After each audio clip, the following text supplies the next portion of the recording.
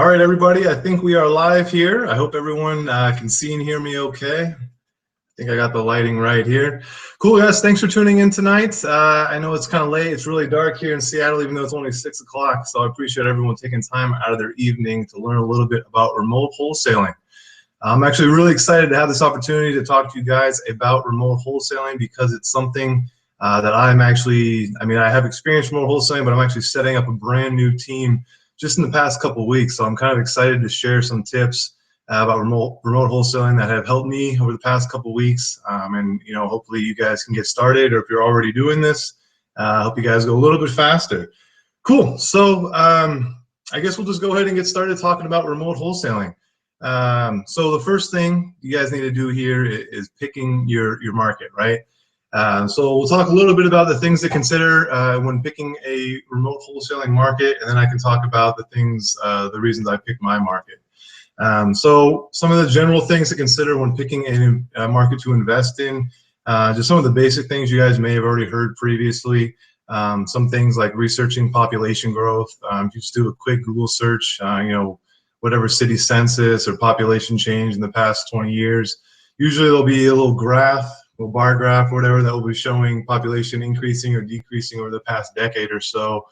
A good sign for a real estate investing market would probably be an increase in population over the past 10 years or so, just showing that it's a desirable place to live. People are moving there, right? And more people are moving to an area that will generate a larger need for housing, which is awesome for us real estate investors. So you can take a quick look at that. Another thing maybe to consider is unemployment rates. And who the major employers are in the area. And again, a quick Google search, just typing in whatever city name, unemployment rate. Google will usually actually just tell you as the first, not even the first result, just Google just straight up telling you, I'm not sure where they pull the information from, it'll give you the source. But if you just type in, Seattle unemployment rate, you should probably get, it'll just say something, like 5.9% or whatever it is right now. And then also the major employers. I live out in Seattle, so some of the major employers here, pretty obvious. It's a pretty good market for if you're looking for a job, a regular job. But there's Microsoft out here, Amazon, Nintendo, Zulily, Starbucks. There's probably some more. But when you're picking your markets, those are some things that I'll start with. The population growth over the past 10, 20 years. Unemployment rate, and the major employers. Another thing you guys can do, I've done as well, is just Google fast-moving real estate markets or popular real estate investing markets, and there'll be a bunch of different sites that should give you kind of a list of maybe the top 20, top 10, top 15, top 50 markets in the United States for real estate investing. But one thing to keep in mind when you're looking at these lists, there's probably a lot of people looking at those same lists. So maybe if you're going to make a decision based off that type of research, I probably personally, I wouldn't pick the top, maybe the top 3, or I probably would pick something outside of the top 5. Reasoning behind that, I would just think that a lot of people would look at that list and just pick the top, the number 1 fastest moving area, the number 1 according to that list. So go down that list a little bit, maybe pick, I would probably personally, I'm not, definitely not the 100% right way to do it, but personally I would probably pick somewhere maybe out of the top 10 just to maybe pick an up and coming market, not the most popular, but something that will remain popular for the foreseeable future. That's just kind of the thinking my personal thinking that would be behind that.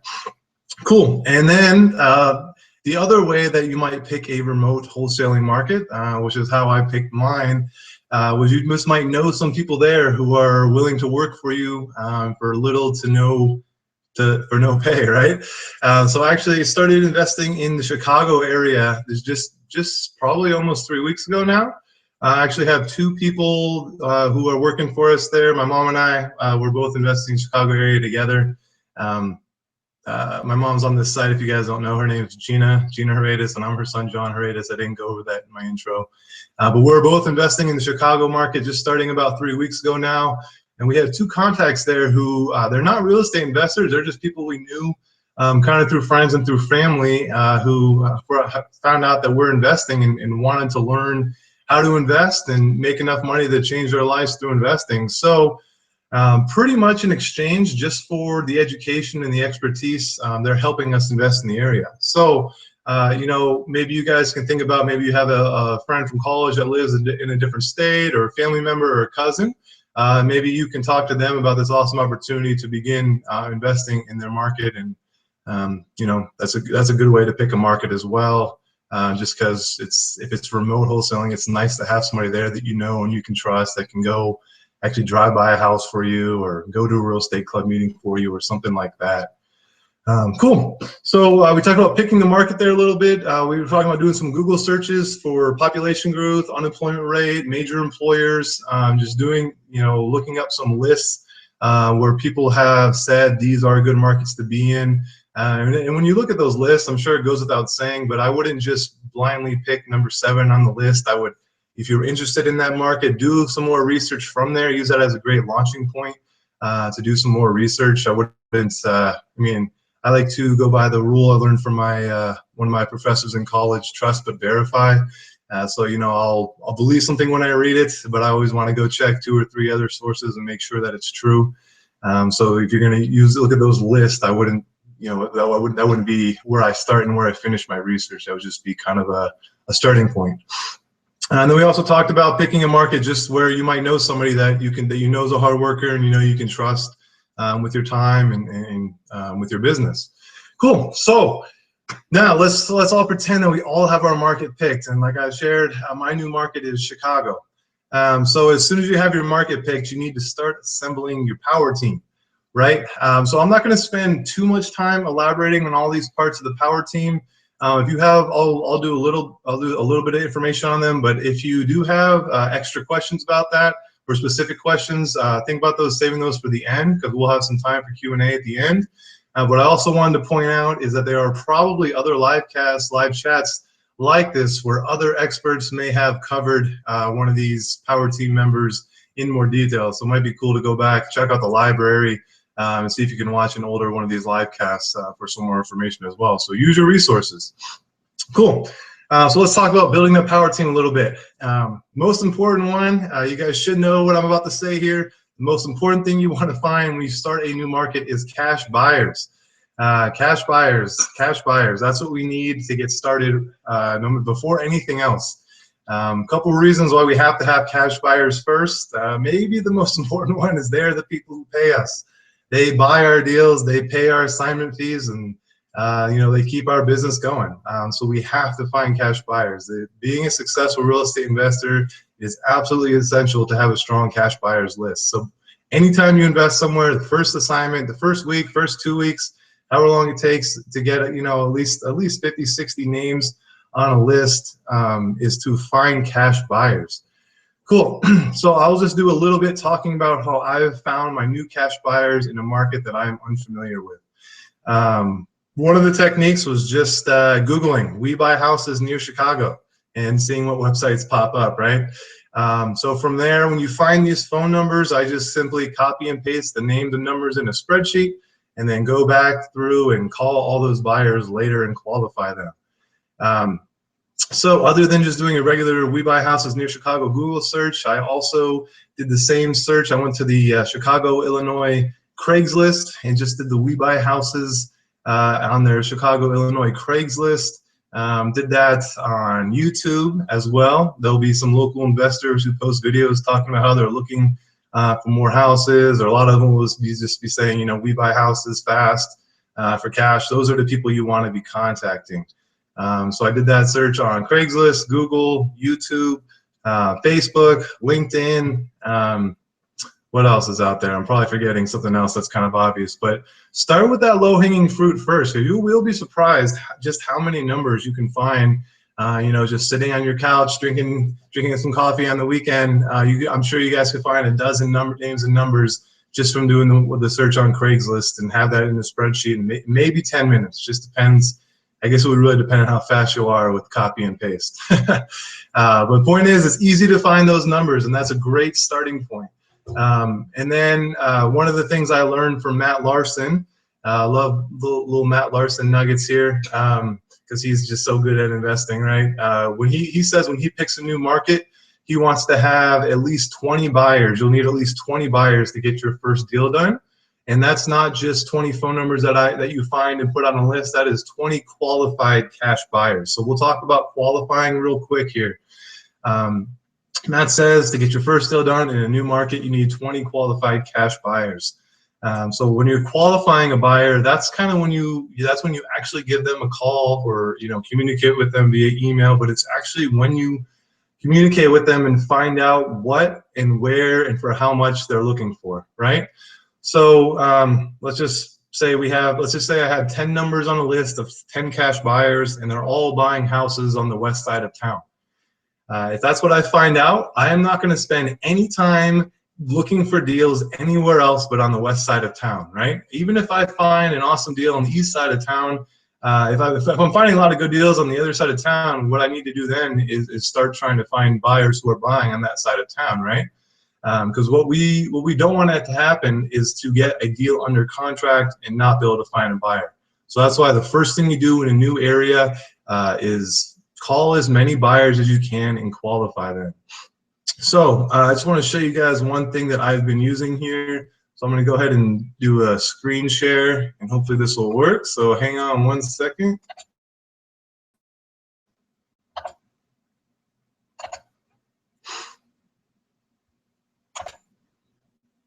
All right, you should be seeing my screen now. So let me show you guys a little bit what we've been doing to qualify our cash buyers. So what you should be seeing here is a Google Sheet. So if you've seen some of my previous live casts, you know that I use Google Drive for almost all of my business. So this is a Google Sheet. It works very similar to a Microsoft Excel spreadsheet. It's a living document. It's in the cloud, or whatever you want to call it. But here is just a list, like I was telling you guys. Doing these searches, finding phone numbers with their name, any contact information I can, and I put it in a spreadsheet. Now, I say I put this in a spreadsheet. I didn't actually copy and paste this information. These are some of the helpers, or the foot soldiers, whatever you want to call that, we have in us in Chicago. One of the first things the first thing I task them with is finding cash buyers and qualifying for me, right? So because that's what you do when you start investing in a new market. Your first priority is finding buyers. So you guys can see there's a good amount of phone numbers in here for cash buyers. We have some websites for them, a bunch of phone numbers. And the other thing I had them include was just where they were finding this information, just because I was kind of curious. Chicago is a new market for me. I live in Seattle. That's where I primarily invest. But I was just kind of curious where we're going to be finding most of our cash buyers here. So you can see a mix of YouTube, Google, and Craigslist basically seems to be it so far. Cool. So remember, guys, this was the first step, finding contact information for your buyer. The next step was to qualify them. So this is the interview that I have my assistants or my interns, assistants, whatever, asking the buyers. So this is a Google form. So the way this works is you just you go through here, you give the cash buyer a call, and you talk to them, and you can see these questions here. These are basically just questions trying to find out what they're looking for, where, and for how much. So some of the obvious questions: do you have rehab teams in place? What areas are you targeting? Super important question, right? Trying to get an idea of how serious of a buyer they are. How many properties did you buy? How many properties do you plan to buy? How do you finance? This is a super important question. I almost lost deals because I wasn't thorough enough asking this question. Some people will identify themselves, at least in my experience, as a cash buyer, even if they plan to get funding, through a hard money lender. And as we know, that's not really a cash buyer because they need approval from a lender. What we're looking for are people who have cash sitting in an account that they can spend right now, right? So again, just more questions, figuring out things about their buyer. It puts it into an organized spreadsheet like this for you. And so these are the buyers. First buyer, I think that's on the 19th. But you guys can see just starting recently, the 30th, the 2nd, These are timestamps of when these buyers were called, right? So you guys can see that I really am starting to work in a new market, and you can see the first task has been to find cash buyers, call and qualify them. It's that simple. Find phone numbers, call them, and ask them what they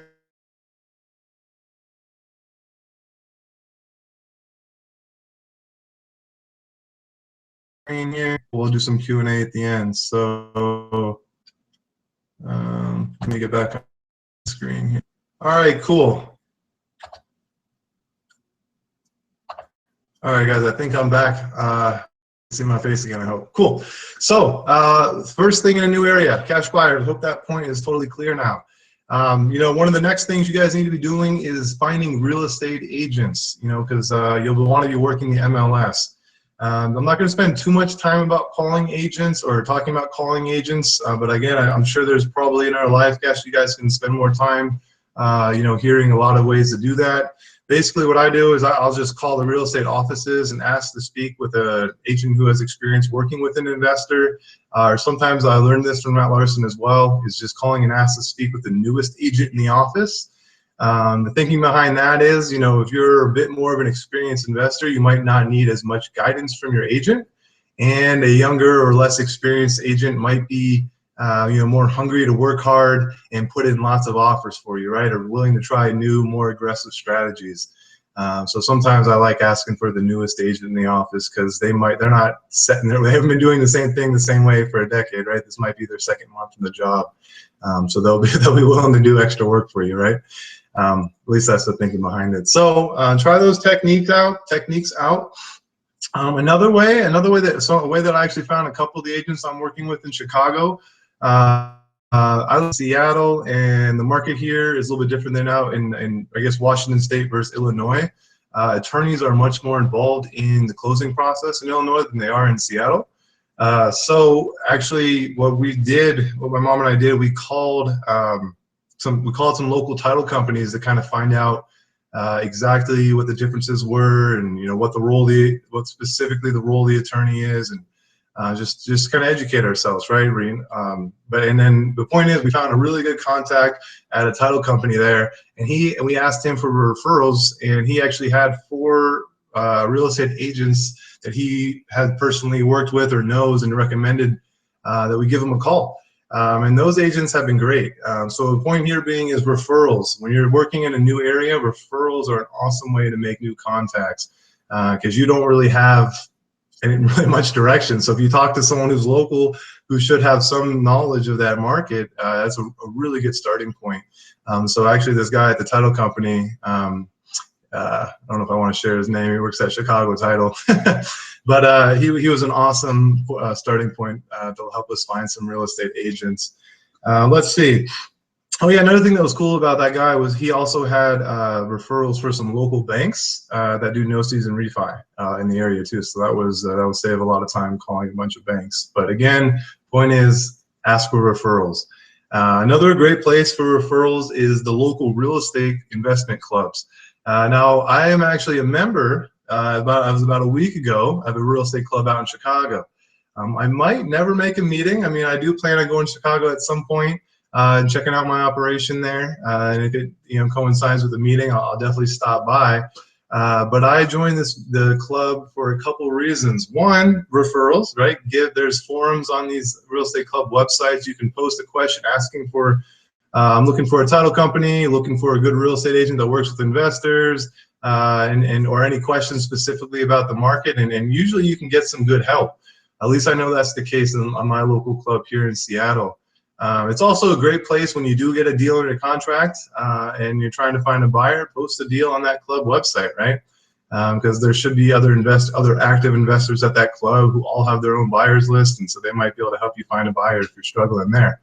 But I'm going to go back to screen share real quick, and I'm going to show you guys a quick way to find some real estate clubs. Share a website with you.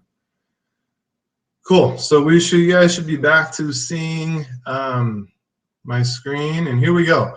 Cool. So if it's too small to see on the live cast, the website is it's right here. It's creonline.com. creonline.com. And what this website, what I use this website for is really only to find out where a bunch of different real estate clubs are and across the country or whatever market I'm investing in at the time. Cool. So just real quick, we're looking for real estate investor clubs. And again, this is exactly what I did when I was starting to work in Chicago. So you guys can see they have clubs for every state and even some clubs internationally, right? But what I was looking for was in Illinois. And then it's just a nice list here. I don't know, there's a lot in Chicago, like a few dozen real estate clubs, right? And you'll notice that a lot of these clubs have a link to a website, some contact information. So, you know, before you decide to join a club, definitely check their website out. Some of these are going to be smaller, some are going to be in markets you don't want to invest in. So spend some time going through a bunch of these and check them out. A lot of times you can give them a call and talk to somebody on the board, or even talk to the president directly, get a little more information on the club, and see if it seems like a good fit. So yeah, again, I recommend joining this real estate club for referrals. Even if it's remotely, it's an awesome place for referrals, and it's also an awesome place to post deals once you get some going. Cool. So let me go back to my screen share here, or let me see what else do I have up here. Yeah, we'll talk about that in a minute. All right, cool. I think I'm back on. Cool. So we just went over some things. We started with talking about cash buyers. I hope I drove home the point about that's definitely the first thing you want to do. Find cash buyers, qualify them. It's absolutely essential to your success as a wholesaler. You know, I don't think we have to talk more about that. And the fact that they are the people who are paying you. So you need to find out what they want, where, and for how much, and then start digging, start your hunt for the deals in those neighborhoods and cities that they want in their price range, right? So we talked about finding real estate agents. I didn't spend too much time on that. Just mentioned that I'll usually just call offices directly. But in Chicago, I actually found I had the best luck finding agents through referrals. I called a title company, and just the gentleman I spoke with was a great, seemed like a really nice person and very knowledgeable. Asked him for some real estate agent referrals, and he happened to have 4 that were good. And he also mentioned he had some referrals on some banks for no season refis, and had some he had a lot of good ideas for the Chicago market. He was willing to share a lot of information. So yeah, you know, when you're starting somewhere new, it's, you know, you just want to call. Start talking to people, you know, get the word out that you're an active investor, you're a cash buyer, and most of the time, if you find the right person, you know, they'll really help you out a lot with getting your business started. We talked a little bit about real estate investment clubs. Really great place to start for referrals. Like I said, they're a lot of times I find a lot of value in their internal forums where you can post questions.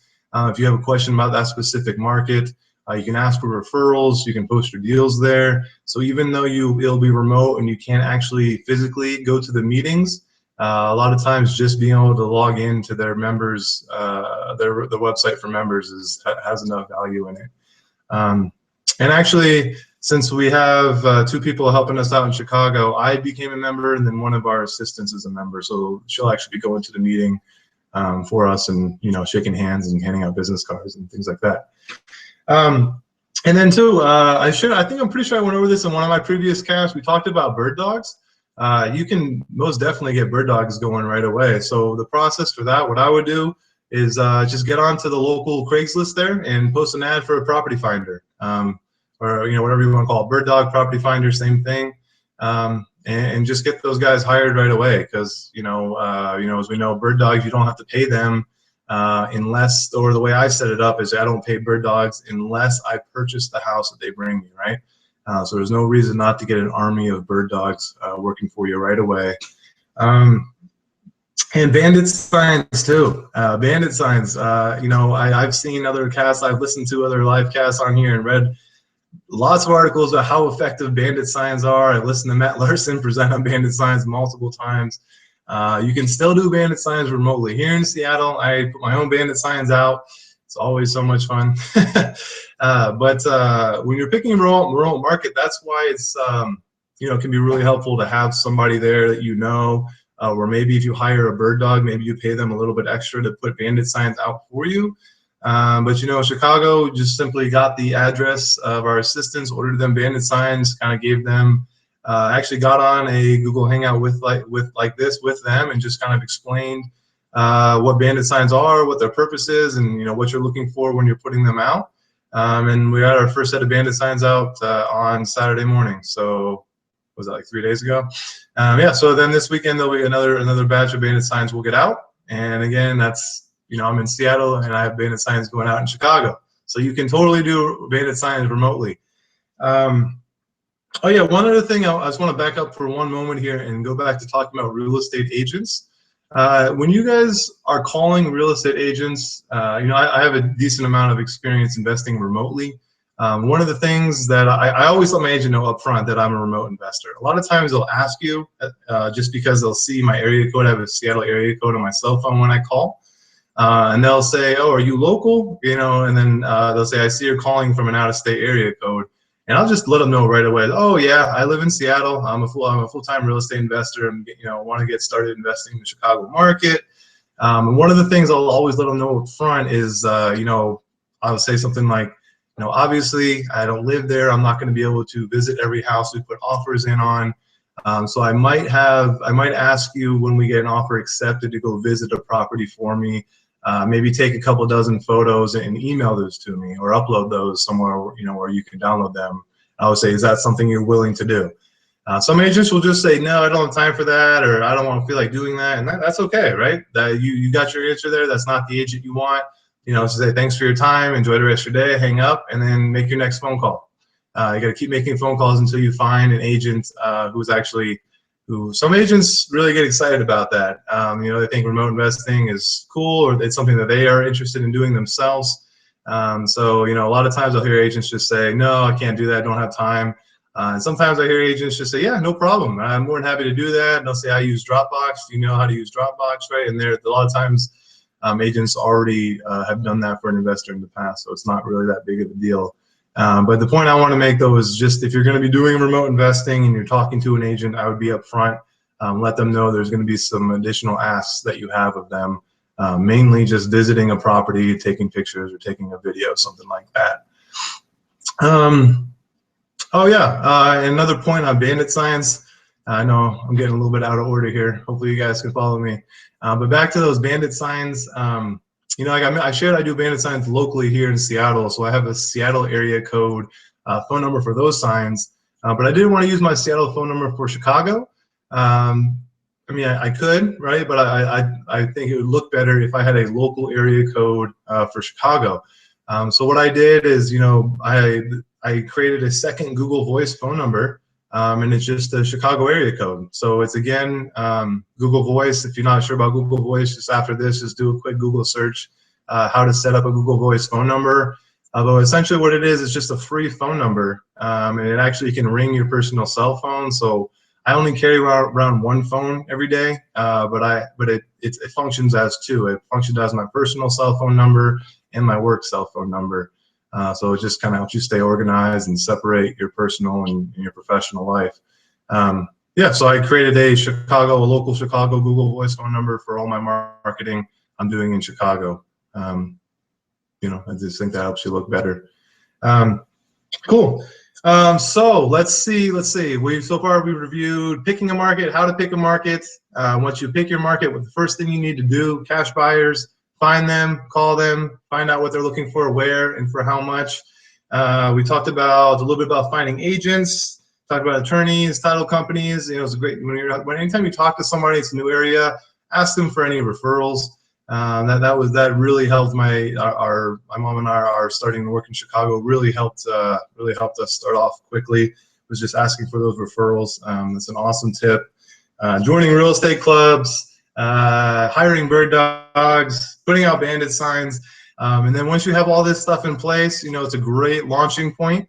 You need to start putting offers in. And I'm not going to get into too much detail about the offer process. I did a previous live cast on tracking your offers and keeping your business organized. I'll just show you one of those spreadsheets here real quick. If you guys want, you can go back and watch my previous live cast. I shared more information about these offer tracking sheets. But the point is just, it's a new market. You're going to have a lot of new emails, a lot of new contacts. You need some way to track all the work that you're doing and help you stay organized. Because otherwise you're going to be putting in you know, 20 offers a week with 4 different agents. You're going to be getting 3 different counters back, all from different agents in different parts of town. You're going to be spending 5 minutes digging through your email to try to find out what your agent's asking you, what property. So I'll just show you guys real quick, and hopefully this is more just not as much as a teaching point, but more of a food for thought thing to help you guys vision how you're going to structure your business and be organized. So I'm going to go back to screen share here, and I'm going to show you a couple things. Cool. I think we are on screen share. All right. So this is Chicago response. Okay, cool. So here's what I'm looking for. So here's 3 spreadsheets I have. These are each for a different real estate agent in Chicago. So let's just go ahead and take a look at one of these here. Cool. So like I said, I have a previous live cast that talks about this more. I just want to show you guys, kind of give you the whole remote wholesaling in a box and in one quick live cast here. But you guys can see these are properties that I put offers in, their address, their zip code, MLS number, list price, link to the Redfin or Zillow, the ARV, percent ARV I'm making my offer, and my offer amount, right? So it's nothing fancy here, just a lot of copy and paste of this information, but I find this so, it's the reason I'm sharing this again, because I just find this so helpful in keeping me organized with my business. Because now when I get an email back next week and it says, John, we got a counter on MLS 903-7280, you know, for $65,000. What do you want to do? I don't have to go back and find out what that was and pull up the old listing from the agent and find this MLS number. I just open up this form. I got an email from Morgan. I open up Morgan's form, and then here it is. There's the MLS number they're talking about. I can look at pictures of the property. I can look at my offer, rerun my numbers for my counter, right? But again, I'm just sharing this just because this has been so helpful for me. What else do I want to say about this? I think that's pretty much it. The other thing to keep in mind, here, let me jump back on the screen. Other thing to keep in mind, maybe this isn't a problem for everybody, but when I start working in a new market, I'm pretty excited. I really want to make it work, right? So in the past, when I've been working with agents, I don't know what the right term is here, but I've burnt them out. Submitted, sent them too many offers to submit in a week, right? And you know, if they're not seeing immediate results, they might not appreciate writing out 20 contracts per week for you, right? Especially when it's a new market, you're gonna have to learn what percent ARV you can put your offers in at, and you know, how much is a rehab cost in that market. So you're running your numbers is gonna take a little bit of, there's gonna be a bit of an adjustment period. So you find that perfect 25-to-1 offer submitted to offer accepted ratio, right? So another thing I learned from Matt Larson, he actually has what he calls a realtor burnout prevention, which I think is pretty clever. You know, where when you're starting to work with a new agent, it's, you know, this program is used so you don't burn out your agent too quickly, right? So basically, I'm not going to get into all the specifics, but basically, you find an agent, you submit, you know, maybe half a dozen offers the first week. The second week, you give them the week off, and you just do follow up on your offers. Find out if they didn't get accepted. Find out why. Were they too low? You know, what price did get accepted? You know, do a little follow up on the ones you submitted, and then so the first week submit offers. Second week is follow up. Third week submit offers again. Fourth week is follow up. Fifth week submit offers, and every week you're submitting those offers. You can submit a little bit more. Like maybe the first week is 4 offers. Then follow up in the third week, maybe you do 6 offers, follow up, then, you know, and then the next week after that, maybe it's 7, 8 offers, right? But the point is, you don't want to give an agent 20 offers your first time submitting offers with them, right? They might freak out a little bit and not want to do that. I've asked numerous agents how long it takes out to fill out a contract, to submit an offer, and I've heard ranging on, you know, it's always, well, is it bank owned, is it, you know, estate sale? I mean, but they said anywhere between 15 to 40 minutes per offer.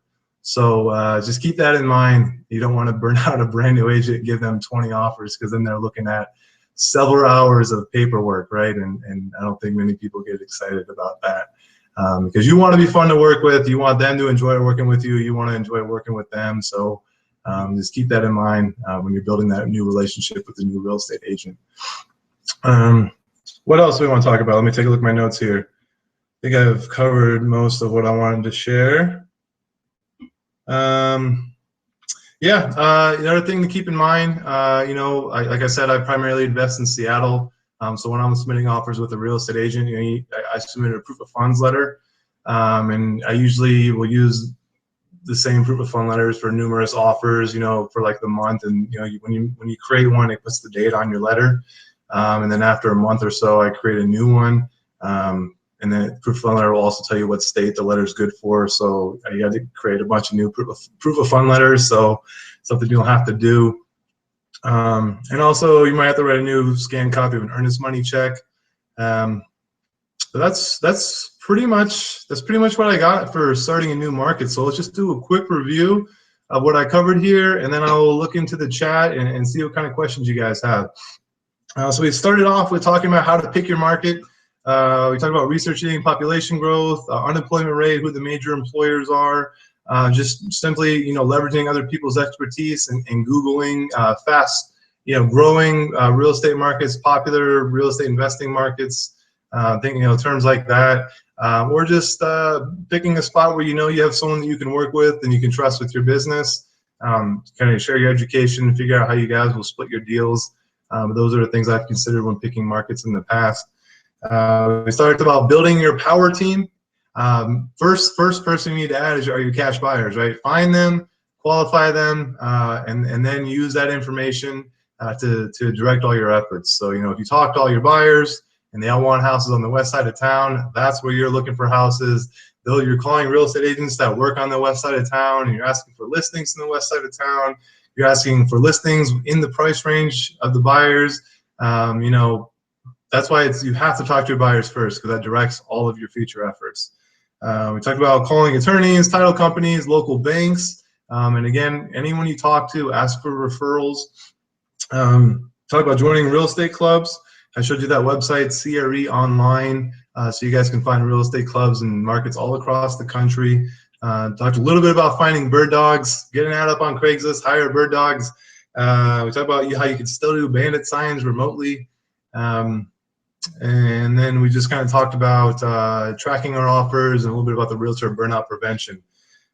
So that is pretty much the business in a box, guys. I could elaborate on all those points more, but I just kind of wanted to share just real as concisely and as organized as I could, how to launch your business in a new market. So I really hope that if you guys are thinking about doing that, just go for it. It's a lot of fun in a new market, right? You get to talk to new people, learn about new employers, new school districts, new neighborhoods, things like that. Every market has its quirks, and it's kind of fun to learn those. And now I have a reason to go visit Chicago too in the future, right? Probably not this winter, or maybe for a Bulls game. I don't know.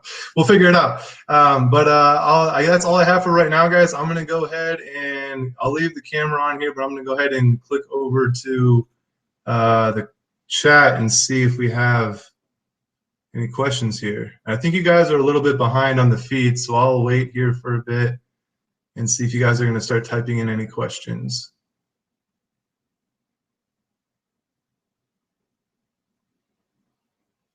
Okay.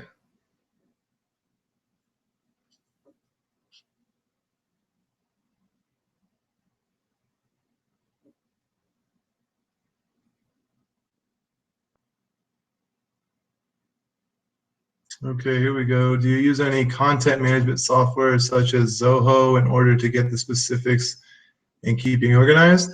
I'm actually not sure what Zoho is, but I will check that out tonight.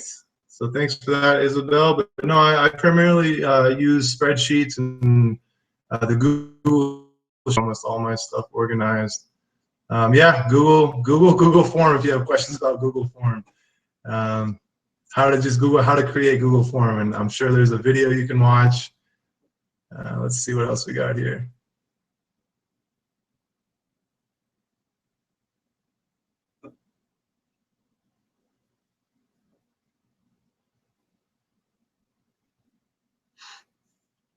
Cool, Isabel, another good question. So your question here, information about how to train bird dogs. Basically, the only training I have for my bird dogs is just the phone call.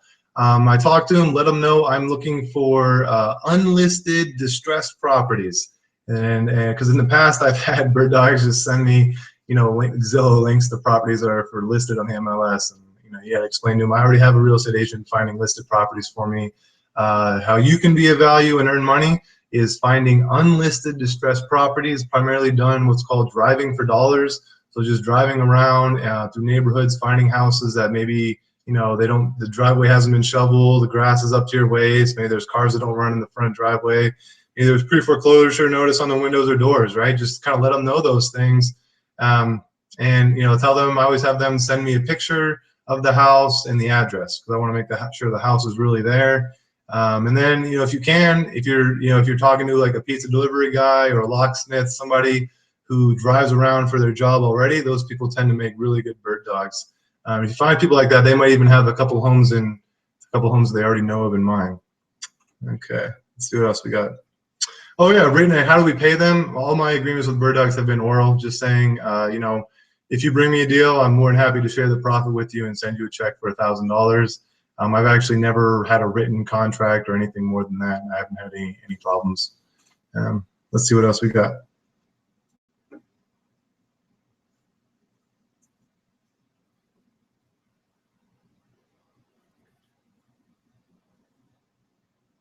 Let's see, I'm just scrolling through these questions.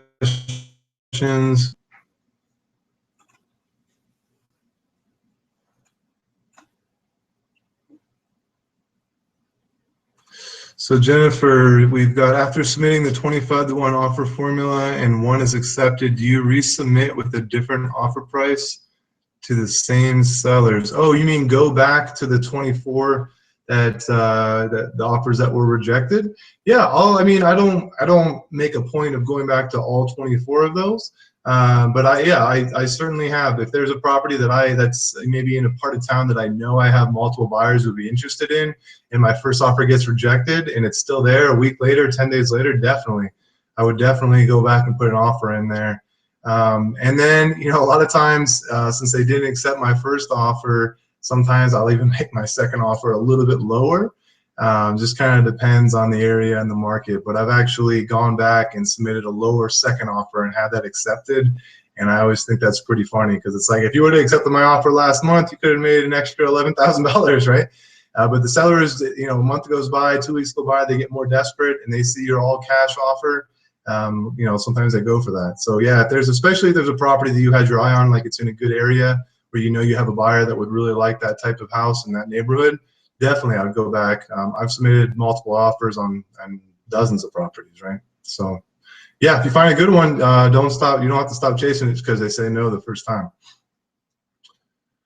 Cool. I know you guys are a little bit behind in the stream, but I think I'm scrolled down to all the current questions. So if you guys, anyone else has any other questions about remote wholesaling or setting up your team or anything that I talked about, now is the time to type in the question. I'll stick around for a few more minutes. Let's see if we get any more questions. I don't think I missed any. If I missed one, just type it in. I didn't intentionally skip you. I don't think I see anything. Give you guys another minute here.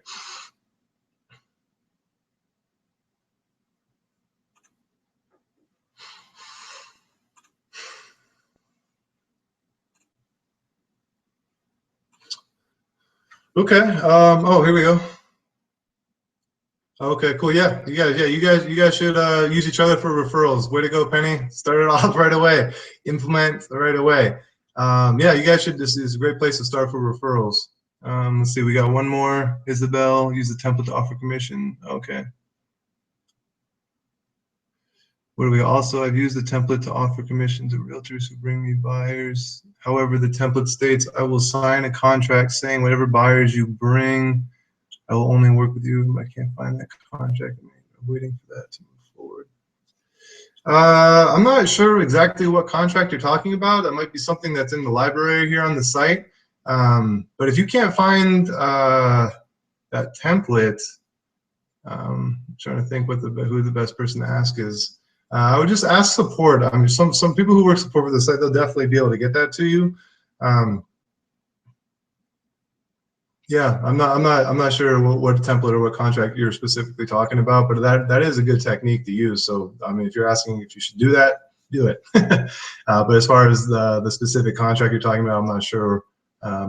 It's not something that I have. Anyone else? Give you guys a minute. I know I'm ahead of you guys on the stream here.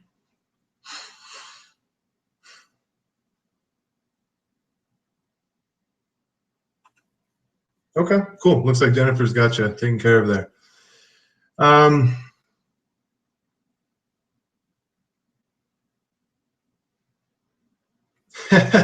Hey, Andrea, who does these live casts, one of my favorite quotes from her is, if you don't ask, they can't say yes, right? So, it doesn't hurt to ask. Yeah, no, guys, thanks for tuning in. I had fun sharing some information. Good, I'm glad you're excited. Good, that's awesome. Cool. Yeah, guys, I really hope that you learned at least one or two things here that will help you go faster in your markets. Don't hold back. You could spend an entire year researching a market, but if you're not putting offers in every week, you're going to be a terrible investor. So just get started. Call cash buyers. Call agents. Get listings. Put offers in. Just get it started. You're not going to make money unless you're submitting offers, right? So just get started putting those offers in. And that's the cool thing about wholesaling. We didn't even talk about that, but as a wholesaler, we're not risking any money, right? So just get those offers in. You really have nothing to lose except maybe some of your time, and maybe you'll make enough money to change your life. So it's a good risk. Cool. All right, guys. Thank you so much for tuning in. I'm not seeing any more questions filtering in, so I'm going to go ahead and sign off here. I'll just end the live cast, but I'll stick around in the chat for a couple minutes in case there's a few more questions. But guys, thanks so much for tuning in tonight. I had a lot of fun doing this. I hope you guys learned a couple things, and I'll see you next time. Good night.